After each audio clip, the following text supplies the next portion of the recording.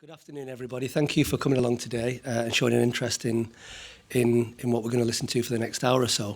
First of all, I'd just like to express thanks to the people who've made this possible. It's Andrew Kelly from the Bristol Festival of Ideas.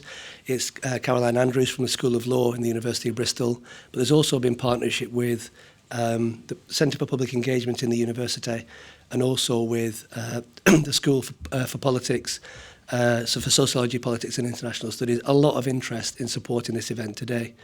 I should say that this is being filmed and there will be a chance for questions afterwards. But bear in mind, if you are going to ask a question, when you're going to ask a question, wait for the microphone to come and so that it can actually the sound can be captured on the film.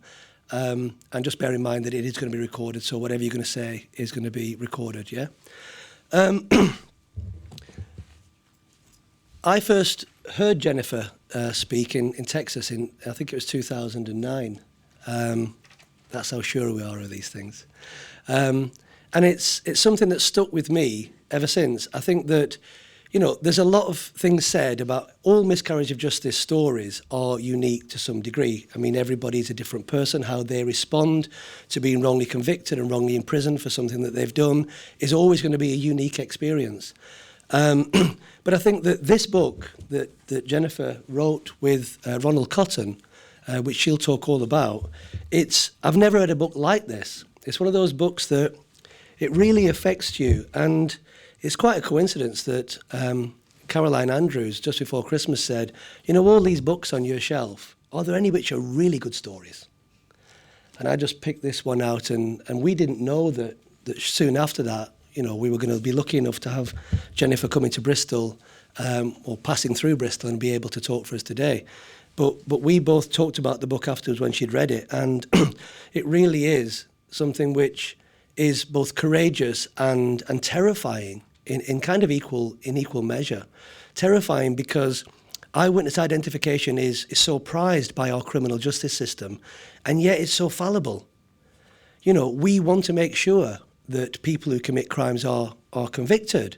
And what we do is we allow inherently unreliable forms of evidence, which are not corroborated by any other forms of evidence, to actually be enough to send someone to prison for the rest of their life, and in some states in the United States, to actually send them to the death penalty. The University of Bristol Innocence Project have currently got a case under review with the Scottish Criminal Cases Review Commission for a man who was convicted 30 years ago for an armed robbery, who was convicted on nothing other than eyewitness identification evidence. Now, we've met with the Scottish Criminal Cases Review Commission, with the students who've actually put together two really kind of persuasive and detailed submissions, one amounting to about 30 pages, one about 10, which was a further submission. And it's Ryan Jin Dubey and it's Mark Allam, the work that they did over a 12-month period. And the Scottish Criminal Case Review Commission said, we know that William Beck, in fact, the chair of the Scottish CCRC said, I believe in my heart that William Beck is factually innocent. But what the hell can we do about it? Because what you need to find is what was needed to be found in the case that Jennifer's going to talk about. You need to find some other way of proving that Mr. Beck is innocent to prove that the eyewitness identification evidence is unreliable and shouldn't have been relied upon. And we're in this country at the moment, we still use eyewitness identification evidence to convict people of murder, rape, serious offences. And what we do to ensure that those convictions cannot be overturned is our courts issue something called a Turnbull guidance warning, named after a case called R versus Turnbull. And what that case says is that the judge says to the jury that this person is saying that this person did this crime. This evidence is highly unreliable. Okay, you need to know that. It's not corroborated by anything else, that people make mistakes, but yet you can still find them guilty of murder on what you've heard. And they do. And then you can never overturn those convictions. It's a way of protecting what I would call intrinsically unreliable evidence. I don't want to say anything more, only introduce Jennifer, who I think is a genuinely remarkable person, for even having the courage to come forward and to say the mistake that she made and try to kind of push on then and go around the United States and going around the world now, talking about the problems of eyewitness identification evidence and how we need to be aware of that because of the damage that can be caused by it. Jennifer Thompson, thank you.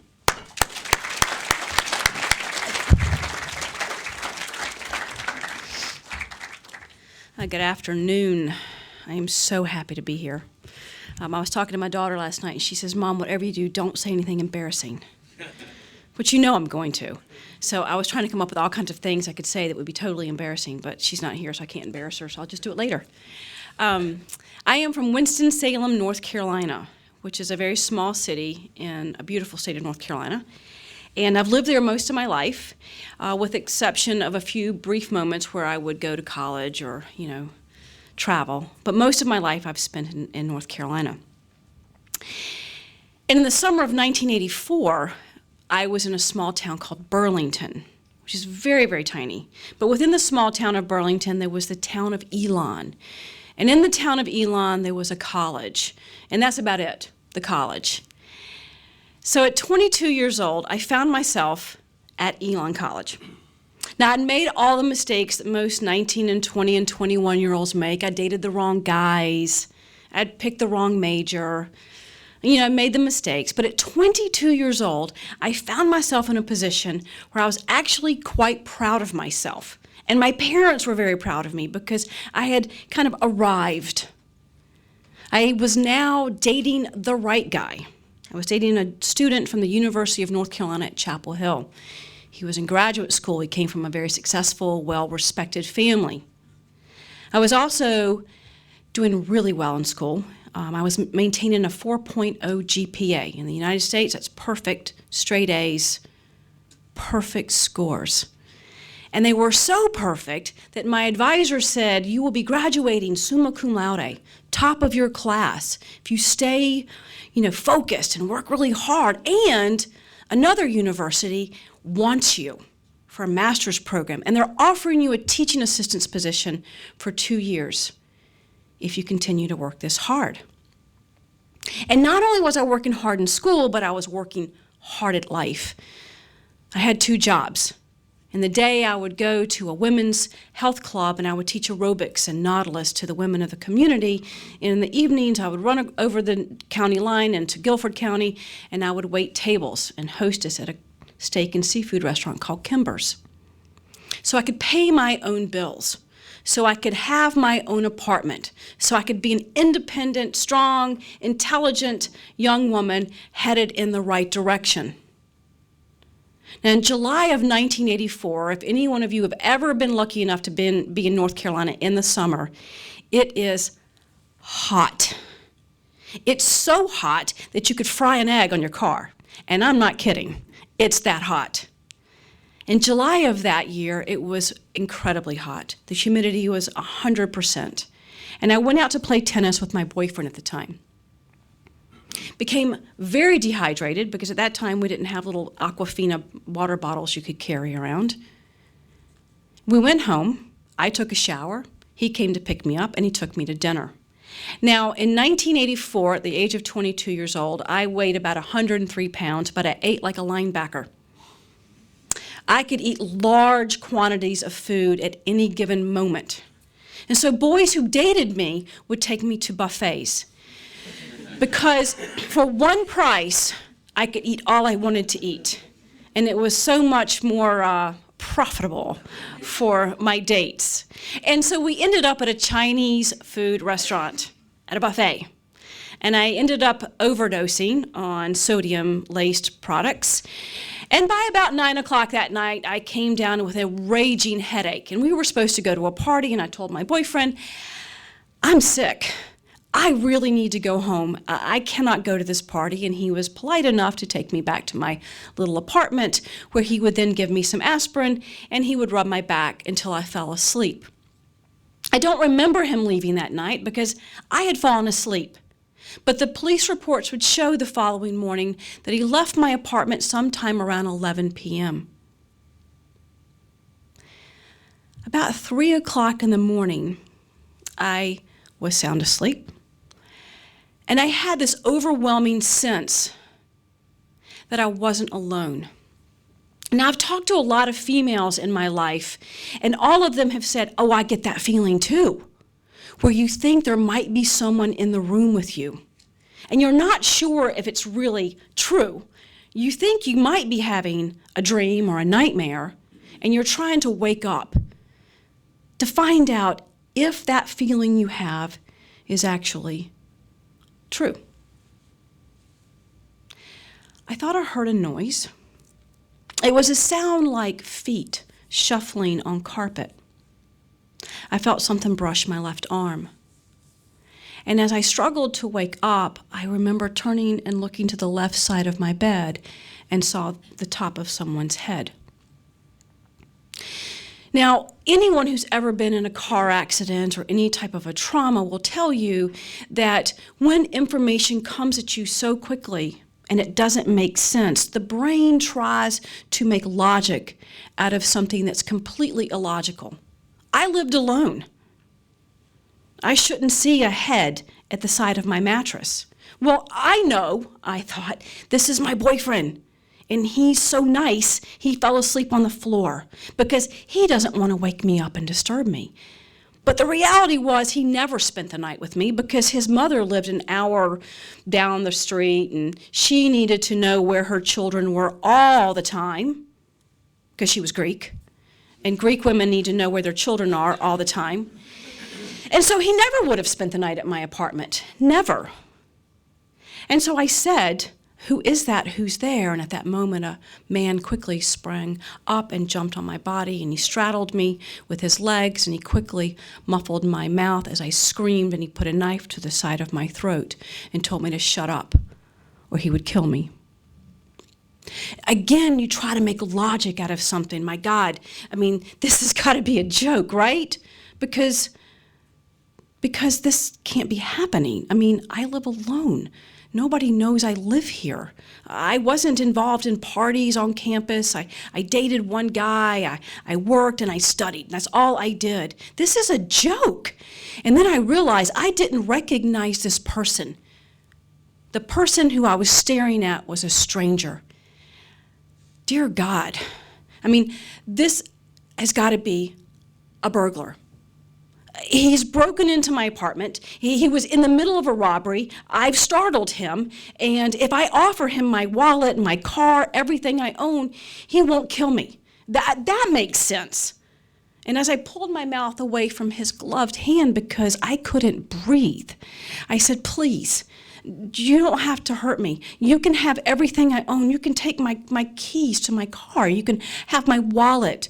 I won't call the police. I promise I won't. Please don't hurt me. And he looked at me and he said, I don't want your money. And that was when the reality hit me. He was going to rape me. And I knew that. All rape victims I've ever talked to say there's this clarity that you know what's going to happen to you. But here's what you don't know. Was I going to die? Would he kill me in this bed? Would this be the last thing my body would ever feel? Would this be the last thing my eyes will ever see? Will he kill me slowly? Will it hurt? Will he kill me quickly? How will I die? What will my mother and father say when they come to the emergency room and they have to identify my body? I could picture my mother standing over me and saying, yes, that's Jennifer, that's my daughter, but she didn't look that way. Those things were what went through my mind. As they flashed through my mind, I knew I would die that night. And then something else strange happened. I won't die here. I won't lay here and die. If you kill me, you will have to chase me. I won't lay here and let you kill me. There has to be a way to survive. There has to be. I have to think of a way to live. I mean, I'm a 4.0 student. I'm smart. There has to be a way out of this. As he began to rape me, the two things I can remember thinking to myself was, one, I will live, and two, when I live, I will remember everything about your face. I will look in your eyes. I will listen to your voice. I will pay attention in every nanosecond I have as to who you are. I will look for a tattoo or a scar, a broken tooth. I will look for the shape of your eyes, the shape of your nose. I will study you as if it's the most important test I ever take in my life. I will study you. And in those moments, as he raped me and did things to me, I would look in his face. He would begin to talk to me. He would say things to me like, I know you can't see me because you're not wearing your glasses. You're from that town where they burn witches, aren't you? He got Winston-Salem, North Carolina, and Salem, Massachusetts, slightly confused. He said to me, you miss your boyfriend, don't you? He had been reading postcards from my brother as he was backpacking through Europe, and he would sign all of them, Love, Joe. See, he had been in my apartment for a long time.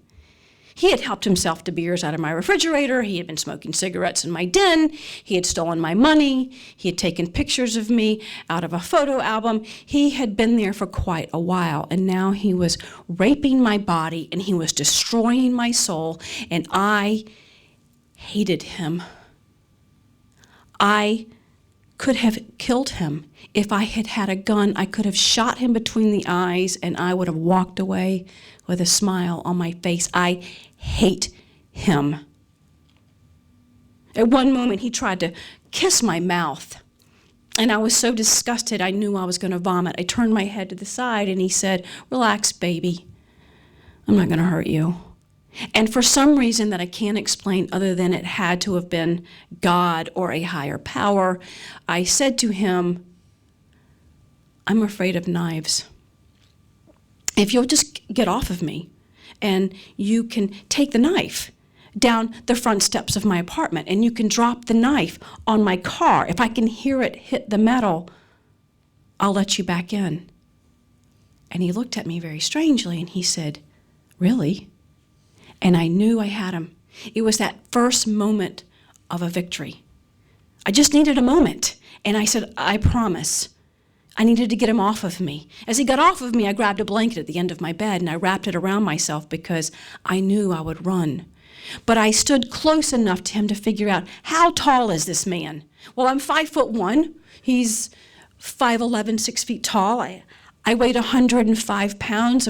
He weighed 175, maybe 185 pounds. How old is he? What about his feet? Was he duck-footed? Was he pigeon-toed? Were his arms long? What was he wearing? Everything became important. Everything became my survival. I needed to know. Well, he pretended to go to the front door and drop the knife out, and he came back in and grabbed me, and I wasn't going back in that room. He would have to kill me in that hallway. I couldn't do that again.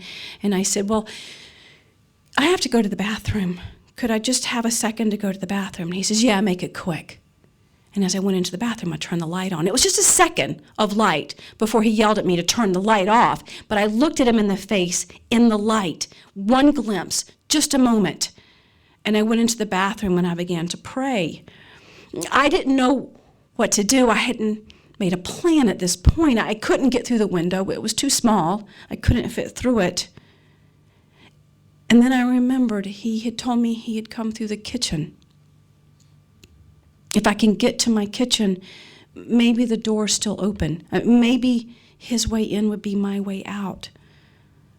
So I came out of the bathroom and I said, please, I'm very thirsty. Can I have some water first? And he says, yeah, make me a drink and we'll have a party. And I said, okay, I can do that. And he actually bent down and turned on my stereo, looking for 98.7 KISS FM, thinking we were going to have a party. But when he turned the stereo on, a light came off. It was a blue light. It illuminated a profile. Again, it was important. Study the nose. Look at the profile. Remember it, Jennifer. Burn it in your brain. Don't forget. And I went in the kitchen and I turned the light on. See, the light was going to give me space. It was giving me time. It would give me distance. It would give me 5 seconds, 10 seconds, 15 feet of a head start as I began to throw ice cubes in my sink and run water and open cabinets and drawers and shut them as I slowly opened up the back door. And I pulled the blanket close to myself and I ran. I thought if I can go next door, my neighbor will be home and I'll bang on the door and he'll let me in and he'll save me. But he wasn't home that weekend. And as I was banging on his door, I looked over my shoulder and he was coming out after me. And I had made him mad. And I knew that he would kill me. So I ran. It had started to rain now. It's 3:30 in the morning. The grass is slippery. I have nothing on but a blanket. I'm not a good runner. And I knew that my life was really in danger. I got pinned at one corner as I ran in between some apartments as he came running towards me. And I looked over my left shoulder and I saw a light on in a house. It was in a carport. I thought, well, if I can get to the carport and I can get under the light and he starts to kill me under the light, then maybe somebody will see it. Maybe somebody will open the door, or at least they'll see him. And I jumped a dog fence and I ended up in their carport banging on the door. I didn't know who lived there. I just needed light. Now, the man who lived in the house, if you can imagine, 3:30 in the morning, hearing someone banging on your carport door, turned the corner and looked at me, and I started to scream. I said, please, I've just been raped. He's after me. He's chasing me. Please let me in. And the man stared at me through the glass and screamed. See, his wife and his children were down the hall. Does he dare open the door for me? But his wife came behind him, and she said, dear God, that's a student at the college. I see her walking every day. Let her in. And they did, and I fainted. They called 911. I could hear the police sirens coming down the street. They had dogs that tried to track his scent, but it was quickly lost due to the rain. And I was taken to the hospital, where a rape kit would be performed. And I'm 22 years old. I'd never even heard of a rape kit, but my body was the crime scene. All the evidence was on me, and it was in me, and it had to be collected. So I was clipped and probed and plucked and swabbed by a doctor who really was very angry because he had to get out of his bed at 4 o'clock in the morning to deal with another college girl crying rape. But it would be at the hospital that I would hear a woman down the hall crying. That deep, moaning, all is lost cry. The detective came in my room and I said, officer, the woman down the hall that's crying, what happened to her? Is she okay? And he said, no. She's just been raped. I said, was it the same man who raped me? And he said, yes. It was. See, he had left my apartment after he destroyed my life, and in less than an hour and in less than a mile, he had climbed through her den window as she was sleeping, and he punched her and he bit her, and he smothered her with a pillow, and then he shined a flashlight in her eyes as he raped her. She was my mother's age. She had a daughter my age, and I knew what she was feeling. I knew that because, see, I'd gone to bed on July 28th, Jennifer Thompson, this girl with infinite possibilities. My life was right in front of me. I had it all. And in a half an hour, he killed me.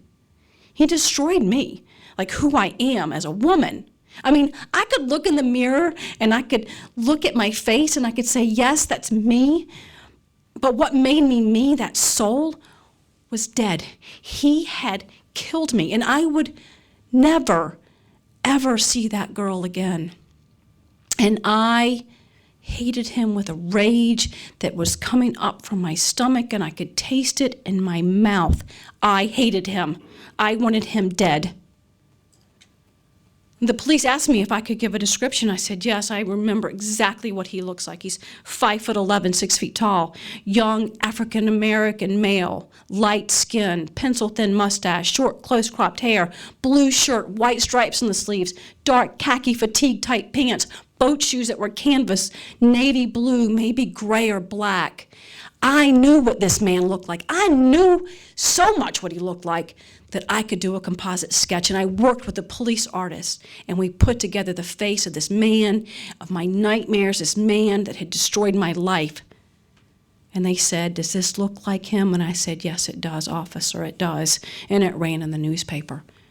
Within hours of it hitting the stand, the phone calls were coming into the police department. But one important phone call came in. It was a woman who said, you know, that composite sketch was like the guy I know by the name of Ronald Cotton.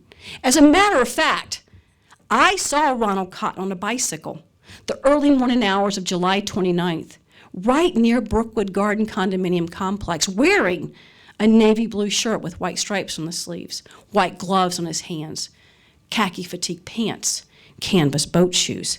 That's the man who raped me, and I knew it. 3 days after the rape, I was called to the police station to do a photo lineup. And Ms. Thompson, we're going to show you an array of photographs. Don't feel compelled to pick one. He may or may not be in there, but if you see him, pick up the photograph, initial the back of it. I knew how to do this. Remember, I'm a 4.0 student. I make A's. I get the right answer. And I found him, and I said, this is him. And they said, are you positive? And I said, I'm positive. Good job. That's who we thought it was. I mean, the relief was overwhelming because I needed to get him off the streets. I mean, he was raping women. I mean, the safety of the community depended on me. The second victim couldn't do it. She had a flashlight in her face. She couldn't find him, but I could find him. A week later, I was asked to do a physical lineup. Now, I'd seen physical lineups in movies and cop shows where you walk into the police station and there's that one-way mirror, there's that glass, there's that privacy because you're protected from the bad guy.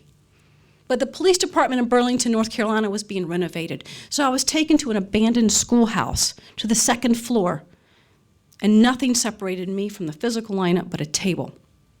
No glass, no mirrors, no doors, no nothing. And I was trembling and I was scared because I had to get this right. You see, if I didn't get it right, he was walking. And if he walked, he had seen me in the light, and he knew where to find me. And I saw him. It was number 5. I knew it was him because you can't forget that. And they said, good job, and that's who you picked out in the photograph. I got it. I got it right. And now I wanted to prepare for trial, the ultimate final exam of my life. I wanted to know who this guy was, where he'd gone to school, where his family lived, what he did for a living, who he dated. I wanted to know everything about this monster. Everything. I studied it. And in January of 1985, State versus Cotton went to trial. 2 weeks of my life. I had to sit there and look at his face.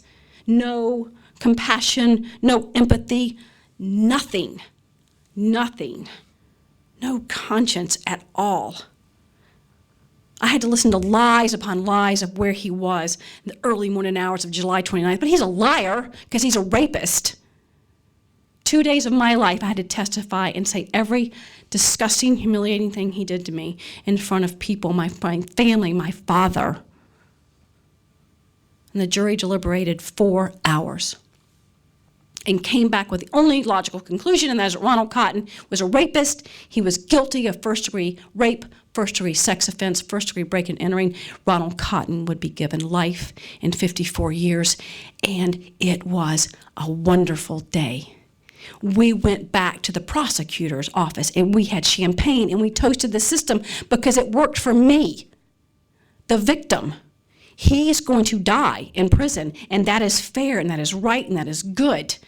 And then I got the proverbial pat on the back, and everybody said, now you can move on. Now you can put your life back together again. Move forward, Jennifer. To what? I mean, to what? I could not live alone. I was not going to marry the perfect guy. We were not going to be able to weather the storms of sexual violence because I was broken now. I was not going to graduate summa cum laude because I couldn't focus. And I was not going to get the teaching assistant's position because I was dead.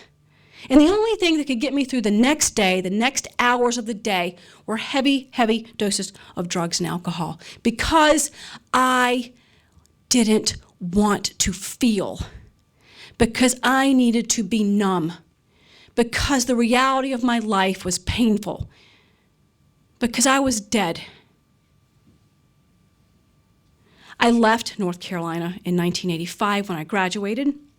I came back in 1986, and by 1987, the North Carolina Courts of Appeal had decided that we had to overturn the decision. Because you see, they thought the jury should have known there had been a second victim, that the second victim couldn't make an ID.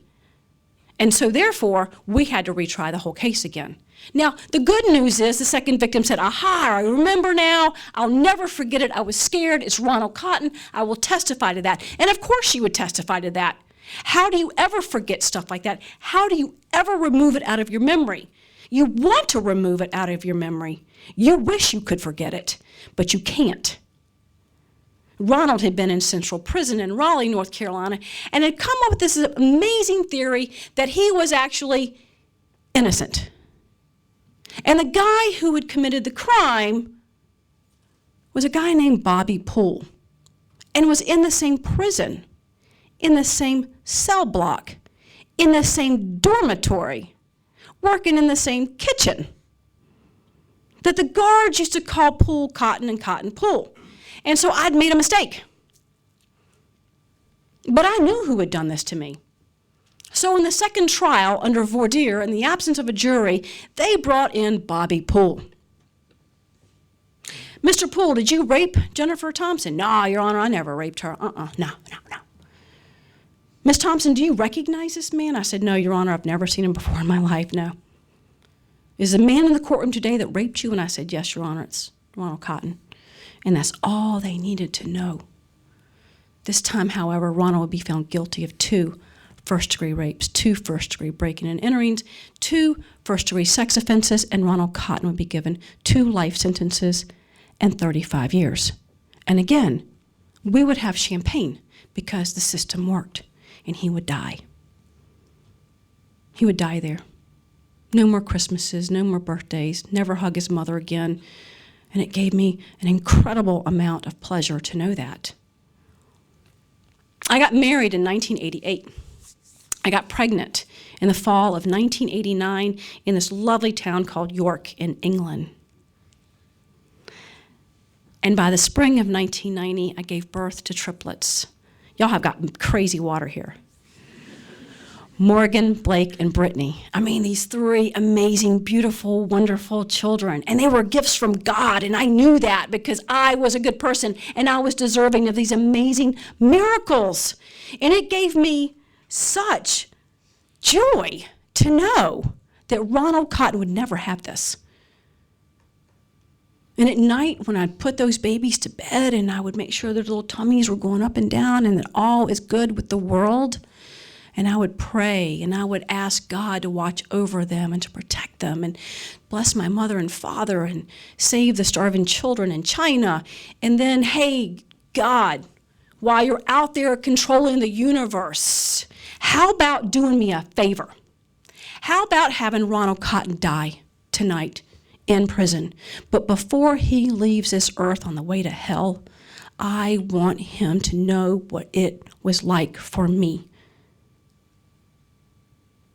I wanted him to know the fear and the pain he caused me, and then to die. And I prayed that prayer for the next 5 years until the spring of 1995, when Mike Galden, the detective in my case, and the assistant district attorney of Alamance County, Rob Johnson, called me up and they said, we need to come see you. And they did, and they sat with me and they said, Jennifer, have you ever heard of DNA? And I said, well, yeah, I've heard of DNA. And O.J. Simpson had just been all over the news, and everybody knew what DNA was. And they said, well, Ronald still says he's innocent, but we know he's not. We know we got the right guy. But if the court orders this DNA test to be run, your blood sample's disintegrated. All those years, 11 years ago. And I said, here's the deal, guys. I'm busy. I've got 5-year-old triplets. I'm not going back to court. This thing keeps coming up over and over again. So take my blood today, run that test, because it's going to show what I've seen in my mind for 11 years, every nightmare I've had, that it's Ronald Cotton. And they said, of course it is. We know that. And so I gave them the blood, and they took it off to the State Bureau of Investigations, and they ran the DNA test, and they came back 3 months later, and they stood in my house, and they said, it's not Ronald's DNA. It wasn't Ronald who raped you. It was Bobby Poole.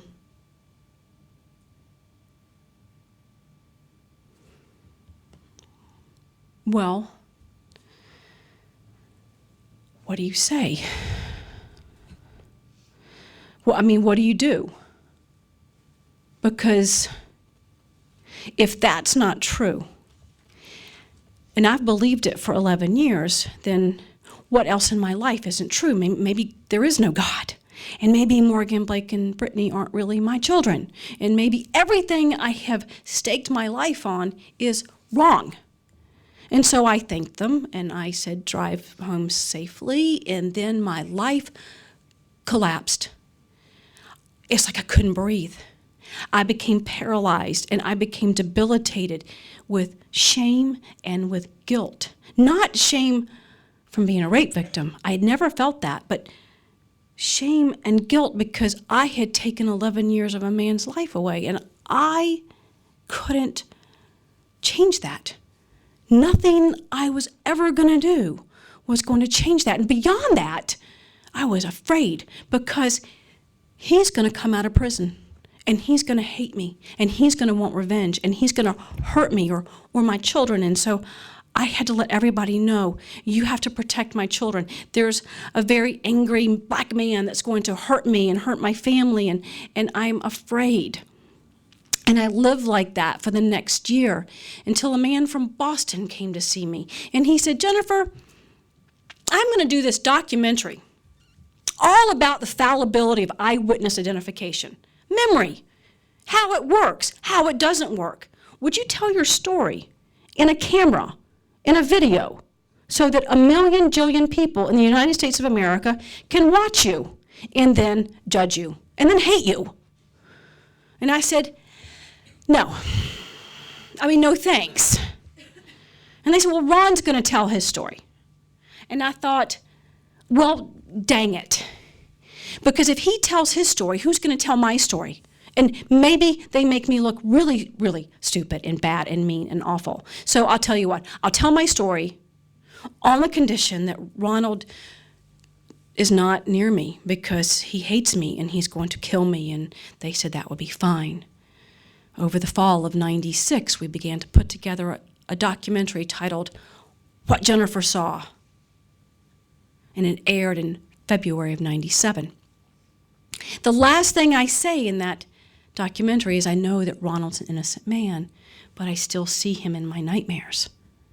And it was that moment that hit me, oh my God, if I don't do something, if I don't say something, I'm going to live like this forever. I'm going to stay stuck. I asked people what I should say, right? Because I said, well, maybe I should call him on the phone. Hi, Ronald, it's me, Jennifer, and I'm really, really sorry. Or maybe I should write him a letter and say, Dear Mr. Cotton, I'm Jennifer, you remember me, I'm really sorry. And people said, no, don't do that. Well, for God's sakes, don't write it, because then you've got this document, people can sue you, and besides, he was a bad guy. And he probably did things that were wrong, that he never got caught for, and therefore, he deserves it. Plus, they feed you 3 times a day in prison. And they can play basketball. And it's not so bad. because he'd probably be dead anyway. So you kept him alive 11 years longer than he would have been alive anyway. So aren't you a good person? And I was like, yeah, that works. That's ridiculous. No.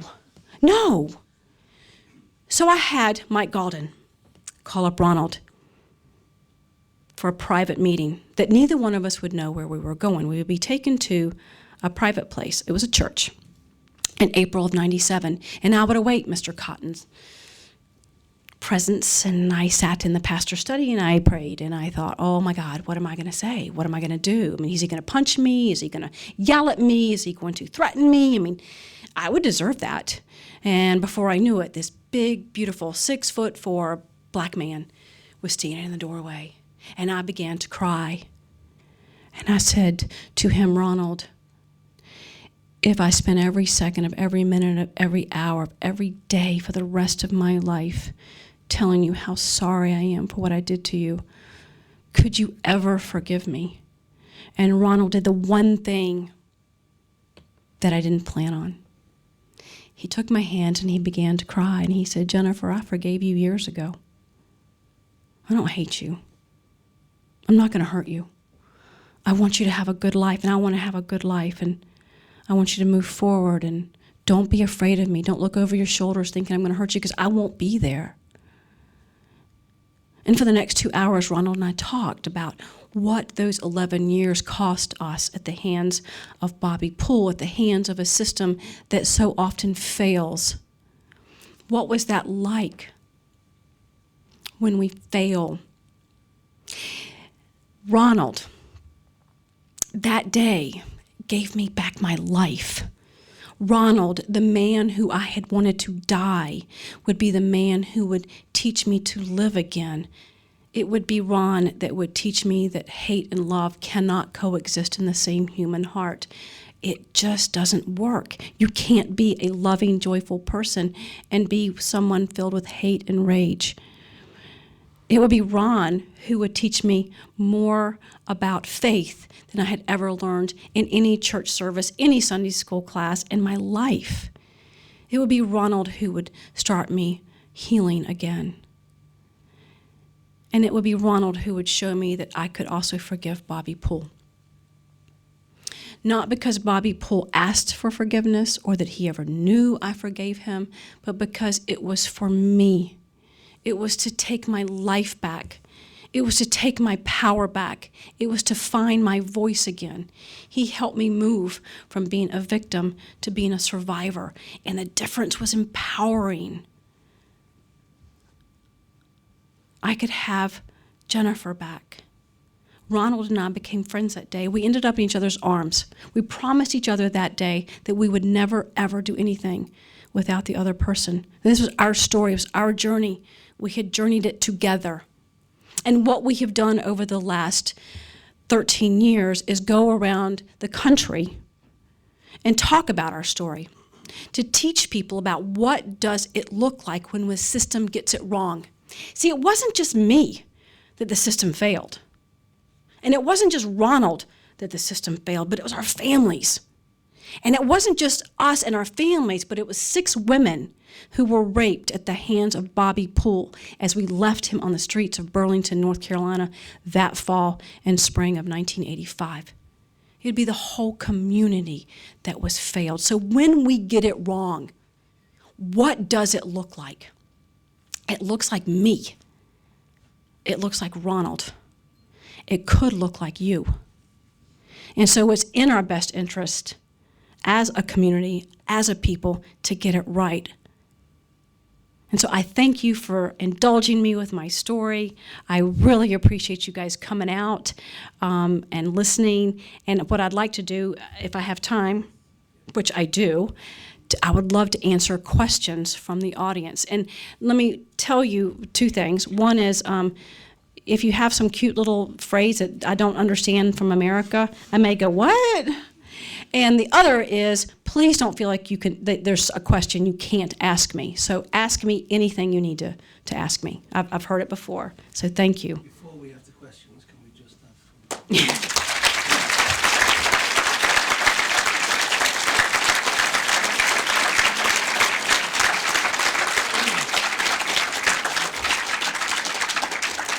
Thank you. Thank you very much. Have you got the mic? Who has the mic? I'm Mike. There's supposed to be a roving Can we mic. use these, I don't perhaps? know if these could be detached. Oh. It's a bit of a sticky wicket. That's what I'm doing. That's what Did I say that right? we were told there was a roving mic and somebody with a roving mic. Let's just try without it. I'll repeat the question if I can hear it. Any questions for Jennifer? Somebody has to be the first brave person. Here's one way in the back. Ryan, speak up if you can. If I can. Project. I thought it was very important what you said about feeling that everything that you believed in had disintegrated, because when I've sat around the dinner table having conversations with people about wrongful convictions, and people don't want to believe, I mean, especially with eyewitness evidence, people don't want to believe that people can be wrong, because that's how people go about their lives on that basis.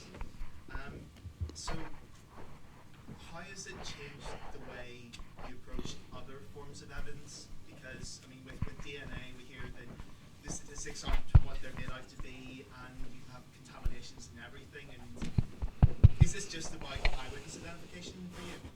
No, it's not just, I mean, really what I can talk about and I understand is eyewitness identification, how my memory failed me, how my memory became contaminated, and the different parts of that, you know, in the journey of how it became contaminated. But the other thing that I've learned since then, because this is what I do, and I work with a lot of innocence projects and lawyers and exonerees and victims, is we've got a lot of problems in the entire system. We've got problems with false confessions. We've got problems with eyewitness ID. We've got problems, particularly what I understand in this country, with saving of biological evidence, discarding it, tossing it away. I mean, something that's important for you all to know is that Ronald's DNA, or not his DNA, the Bobby Poole's DNA, the DNA from our case was slated to be incinerated 3 days before the subpoena came in to test it. If that subpoena had come through on the 4th day, the biological evidence from our case, which had been held for 11 years, would have been incinerated. Ronald Cotton would never have been freed. So it brings up a lot of issues as to why do we need to save biological evidence. It's so important. False confessions. Why do people falsely confess to something they didn't do? Eyewitness identification, racial biasness, prosecutorial misconduct, ineffective counsel, you know, why poor people are given such, you know, oftentimes poor counsel when they're going to trial for their life. So we talk about a lot of different issues, and in the book we allude to all these things. I mean, obviously I've got an hour to tell you my story. The book, you know, I'd love for you all to read it, not just because of sales, although that's great, but it really does go very, very deeply into, it's written in both of our voices, so you really do go through my rape and everything with me, and then you go through it with Ronald as he travels through prison. And so you get the two voices of a failed system in our book, and it's hugely important. It's a hugely important book. And it's No, absolutely. We found the mics now. Just before we ask the next question, I'd just like to kind of say something in response to that. That the Innocence Projects in the United Kingdom are kind of inspired by the Innocence Projects in the United States. But where we differ in this country is that in America, you seem to be kind of obsessed with all things scientific, you know, the CSI effect. Mm-hmm. Whereas in this country, if DNA evidence is not going to be used against you in trial, the DNA isn't retained. Mm-hmm. In fact, what happens prior to trial is a notification of destruction order is given to your solicitor, and if they don't contest that, which they often mainly don't, the DNA samples, the biological evidence gets destroyed. We don't have DNA retention policies in this country. That's terrible. And this is something else, which is what we're trying to kind of push on with, to try to get the same kind of things that you have in America, because I met somebody last year in one of the Innocence Network conferences in America, in Cincinnati, and he was 40 years on death row before he was proven factually innocent with DNA. But we've got people in prison in this country for 40 years who've maintained innocence, but they don't have any biological samples or any exhibits. And, you know, and that's kind of a real problem. What's the next question, please?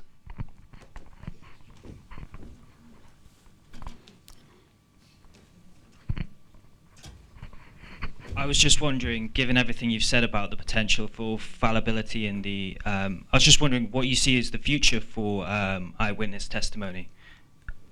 Well, I think what we work on a lot in the United States is how do we understand memory, and then how do we collect it? And I talk about memory as any other form of trace evidence. So I often tell my audiences, if you walked into a crime scene and there was blood, you would never go up to the blood spatter and put your hand on it. You would never do that because you would contaminate the blood. That just makes sense. But we routinely contaminate people's memories. And sometimes it's done intentionally, and sometimes it's done unintentionally. And so what I like to talk about is how do we preserve a person's memory as best as we can without contaminating it? What we know is that the brain is very prone to suggestion. It's very malleable. I can insert whatever I need to into your memory. And within a year, you're going to change it. You might look at me and go, I remember when I was 5 years old and I was wearing a pair of blue shorts and I went up and got, a lollipop at the store and then I got lost. And I might talk to you over the years and I might go, were they blue or were they green? Well, I think they were blue. Could they have been a blue-green? Well, they could have been a blue-green. So they could have been a green. Well, yeah, they could be green. And it was a lollipop? Yeah, it was a lollipop. You sure it was a lollipop? It wasn't a candy bar? Well, I think it was a lie. I can change your memory just by implanting suggestion. And that's what happens to most people that are victims or witnesses in a scene. It can be changed. It can be altered to fit what I need it to fit. We have cases in the United States that are just absolutely full of contaminated memory, where the victim is interviewed by a detective, and the person says, well, he was wearing a red ball cap. Was it a red ball cap or was it a blue? Well, I guess it was dark. It could have been blue. Was he wearing glasses? No, he wasn't wearing glasses. Could he have been wearing glasses? Well, he could have been wearing glasses. And before you know it, that victim is like, it was a red ball cap and he was wearing glasses. And it happens all the time. So we have something called best practices in the United States. It's how we interview or collect evidence memory. And that's what we teach about is not using what we call simultaneous lineups, where the 6 pictures, the 8 pictures, the 10 pictures are shown to you at one time, because that creates what we call relative judgment, where you can quickly discount people and you're doing a comparison, and it's very subconscious. So we teach about doing sequential lineups, showing one picture, one person at a time, as well as something that we call double blind. Now, we've been using double blind testing in medical procedures for 50 years. We're not doing it in the law. So someone can give you, like in my case, a photo lineup, and I pick somebody out and somebody says to me, good job, that's who we thought it was. Bam! That's the guy. And we do it all the time. And so that's one of the things we teach. In the United States, we've only got 3 states that have mandated best practices, where all lineups have to be done sequentially, double blind, and audio videotaped. 3 states, that's it. So we can use eyewitness ID, but it has to be done in a way that we don't contaminate a person's memory. Does that make sense?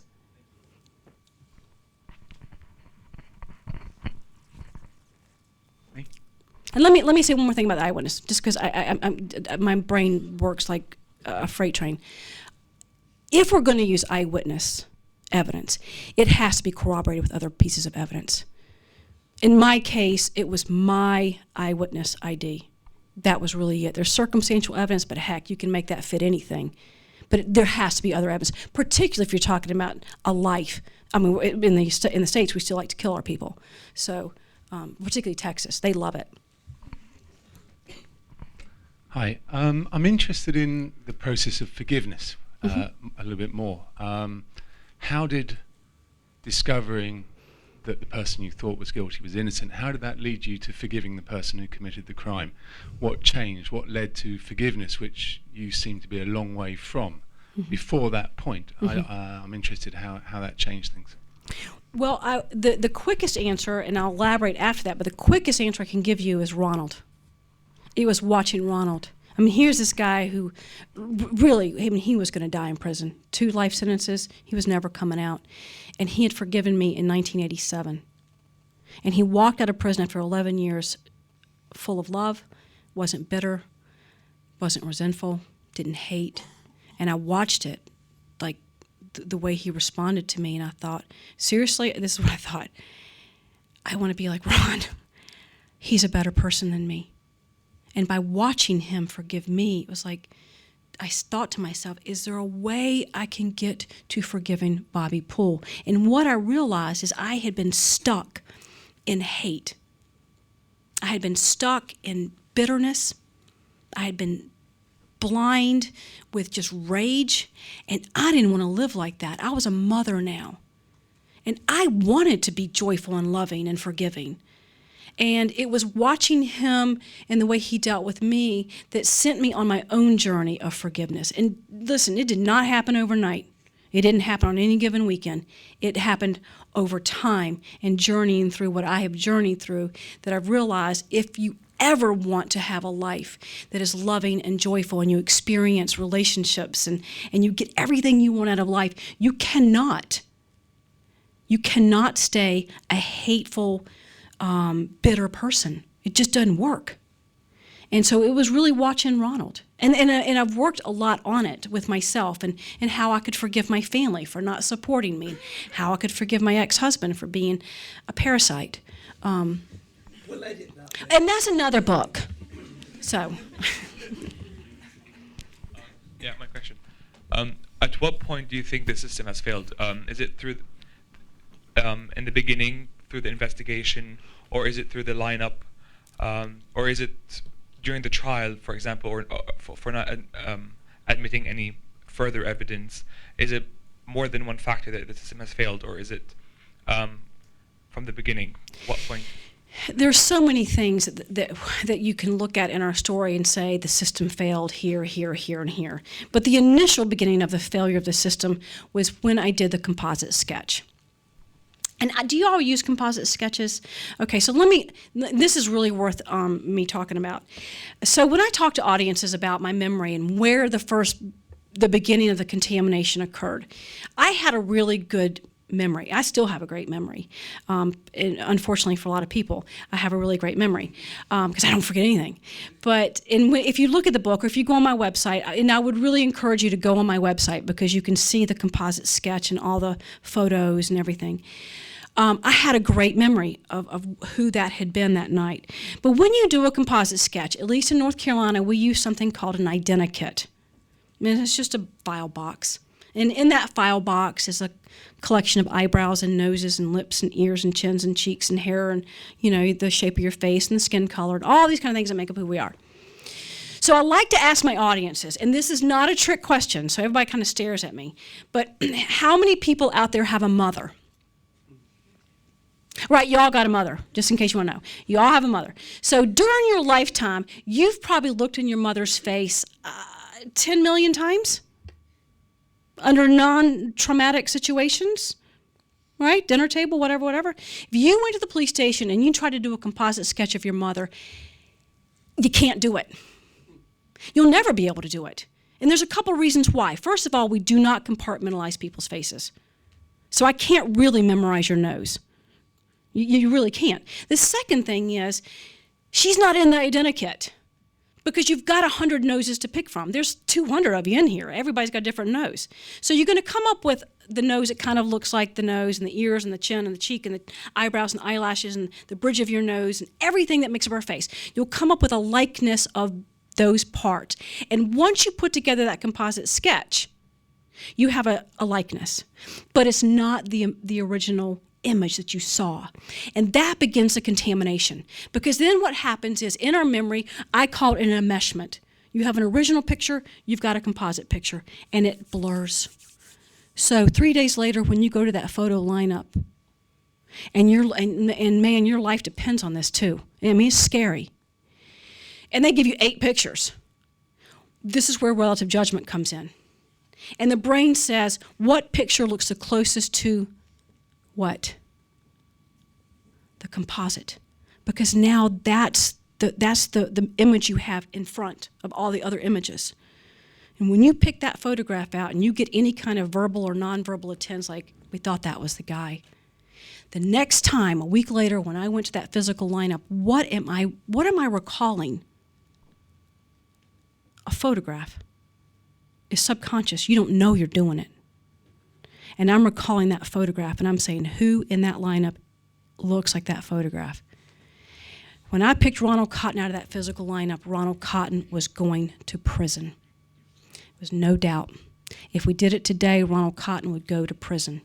We are killing people in the United States based on one single eyewitness ID, where the person says, I saw him for 3 seconds out of my rearview mirror at 10 o'clock at night, and I'll never forget that face.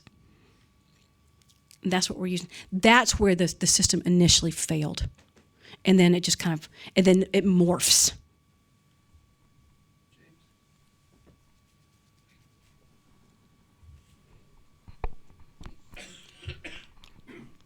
Did the judge at the time of your trial, did what we call Turnbull directions exist then? Do they exist now in the States?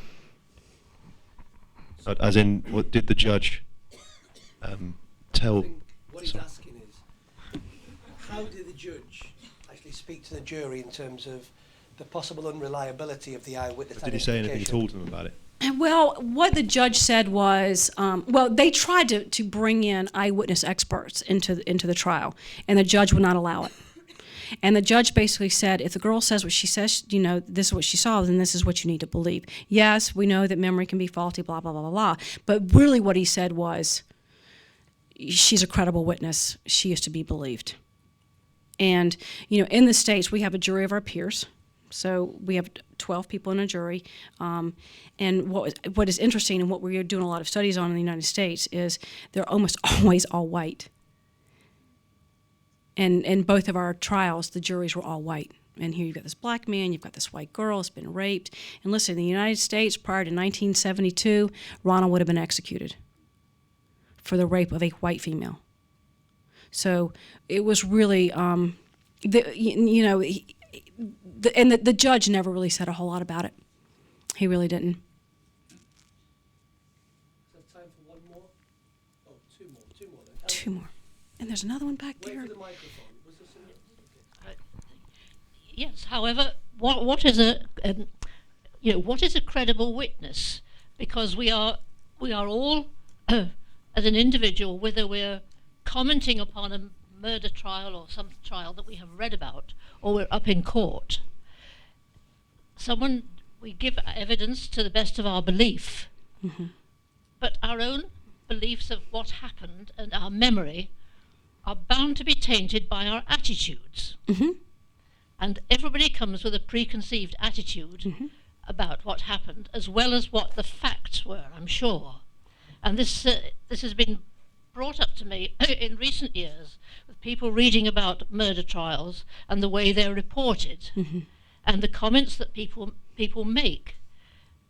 And I have been quite shocked at people's sometimes attitudes, almost saying, well, it's obvious, isn't it, from whatever.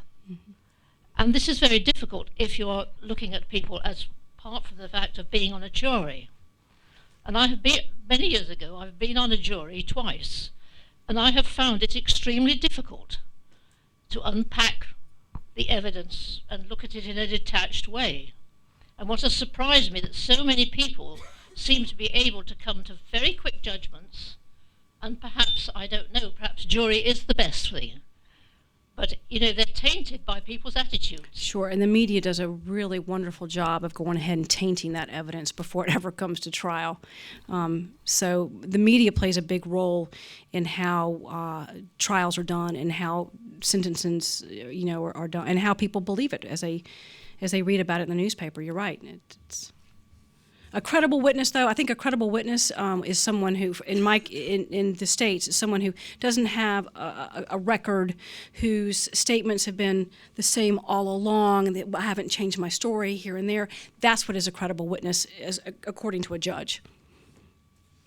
Yeah, in terms of people who've got a complete belief and I've been an eyewitness, how did you or how do other people deal with when they're told their memories are wrong? Are there strategies for that, and how's that managed generally? It's managed very poorly.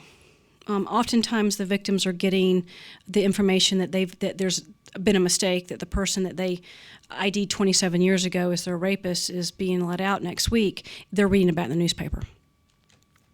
I work with a lot of these victims, so I usually get their names, and a lot of the Innocence Projects will call me and say, look, we've got this woman, she's getting ready to find out, what do we do? And I always say, give her every contact information you have, and when she's ready, she'll talk to me. And so I work with about 6 or 7 of them right now. Most of them don't ever want to come forward. It's a part of your life you really just don't want to talk about. I didn't want to talk about it. Believe me, this is not what I planned on doing. I'm blessed that I do it, and I'm really grateful that I have the opportunity, but this is not what I wanted to do. I was really happy making peanut butter sandwiches. So, but it's very difficult. There's a lot of, and it really depends on the county it was done, the state it was done. If the prosecutor has come to the understanding that they've made a mistake, if the investigator admits they've made a mistake, all this plays on how a victim can move forward. I was super lucky that everybody in our case said, God, we've made a mistake. But we've got cases where the prosecutor's still saying, look, yeah, he's being exonerated, but he did it, and we know he did it. And so that doesn't help the victim at all. So it really is kind of different. Final question. Mm-hmm. I'm just interested that first when you saw Bobby Poole, you were sure it wasn't Bobby Poole. Now, from knowing that the DNA showed that it was Bobby Poole and wasn't Ronald, if you were asked to identify who it was, has your memory changed of who it was? Would you now identify Bobby Poole? Would you still, if you went purely on what they looked like, would you still identify Ronald? Well, you know, the wonderful thing about when Ronald and I became friends, one of the greatest things besides the forgiveness aspect that he gave to me was the fact that my nightmares stopped. And so not only do I not see Ronald in my nightmares, I don't see Bobby Poole either. I still have panic issues when it comes to night and noises when I'm sleeping, but I don't actually see him. I don't see anybody in my nightmares, and so that's been a wonderful thing. Bobby Poole died in March of '98, and he had brain cancer when he finally confessed. And so and that's probably part of what's helped me, is knowing that he's gone. So he can never harm anybody ever again. Maybe God answered your prayers and killed Bobby. Well, that's what people say. Like, you prayed for God to take the rapist away, and he did. And so it's yeah. Just again, thank you all for coming. Yes, thank you. Thank you very much, Jennifer. You're welcome. Thank you.